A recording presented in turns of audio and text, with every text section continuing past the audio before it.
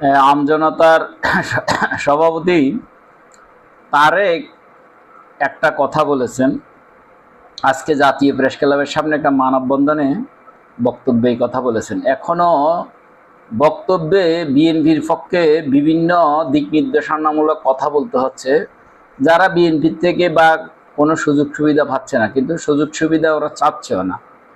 চাচ্ছে কি, যে কথা বললেন আপনার সচিবালয় থেকে জামাত মুক্ত করতে হবে, আওয়ামী লীগ ন, সচিবালয়ের রন্ধ্রে রন্ধ্রে জামাতের পিয়ন থেকে শুরু করে পিএস থেকে শুরু করে সব কিছু নিয়োগ দিয়ে বসে আছে। কিন্তু ওখানে বাংলাদেশ জাতীয়তাবাদী বিএনপির উপদেষ্টা বলেন, প্রধানমন্ত্রীর উপদেষ্টা বলেন, কেউ এখনো আপনার বর্তমান সরকারের কথা বলছি একটা লোকও চিনতেছে না যে কাকে কিভাবে আপনার নিয়োগ দিবে আর কাকে সরাইতে হবে, নাহলে তো সরকার আপনি চালাইতে পারবেন না। এই কথাটা আমাদেরকে বলতে হচ্ছে। আমরা বিভিন্ন বক্তব্যে বিভিন্ন সময় সামাজিক যোগাযোগ মিডিয়াতে কথা বলছি এবং কি বিভিন্ন সভা সেমিনারে আমরা এই কথাগুলো বলছি। আপনার জায়গায় জায়গায় জায়গায় জায়গায় বিভিন্ন মন্ত্রীর পিএস আপনার তারাও এদেরকেও নিয়োগ দিয়ে রাখছে, কারণ ওরা লেগে আছে জামাত লেগে আছে বিএনপির ভিতরে, বিএনপি সরকারের ভিতরে আপনার জামাতের লোকগুলারে নিরপেক্ষ লোক দিয়া, এবং কি বিএনপির হয়তো যুবদল, ছাত্রদল, স্বেচ্ছাসেবক দল এদের সাথে সুসম্পর্ক আছে, হয়তো এমন লোকরে জানি না এইভাবে করে তারা চেষ্টা করে ওদের সাথে সম্পর্ক রেখে এখানে সরকারের ভিতরে লোকগুলো ঢুকিয়ে দেওয়া রাখতেছে। এগুলো কেন করা হচ্ছে না, বিএনপি এগুলো মুক্ত করা হচ্ছে না কেন? জামাত মুক্ত না করতে পারলে তো আপনার সরকার ঠিকমতো চলতে পারবে না, এটি তিনি বারবার বলেছেন।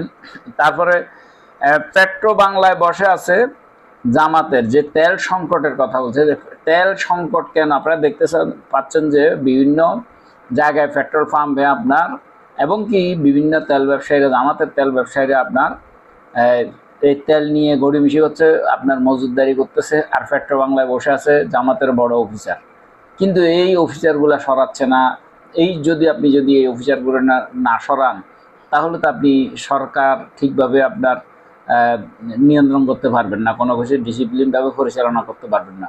তো এগুলা কেন আমাদেরকে বিভিন্ন আমজনতার তারেকও বা কেন বলতে হবে? আজকের তো 2 মাস হয়ে গেছে, কেন বিএনপিকে বলতে হবে, বিএনপির পক্ষে কথা বলতে হবে, এই জিনিসগুলা দেখাই দিতে হবে? তারপরে আমরা বললাম, যেহেতু গণতন্ত্রের পক্ষে এইসব শক্তি কাজ করেছে, আমজনতা দল সবসময় কথা বলে আসছে গণতন্ত্রের পক্ষে, যেহেতু গণতন্ত্র উন্নয়নে বাংলাদেশ বর্তমান গভর্নমেন্ট কাজ করতেছে, সেহেতু কথা বলে যাচ্ছে, আমরাও বলে যাচ্ছি।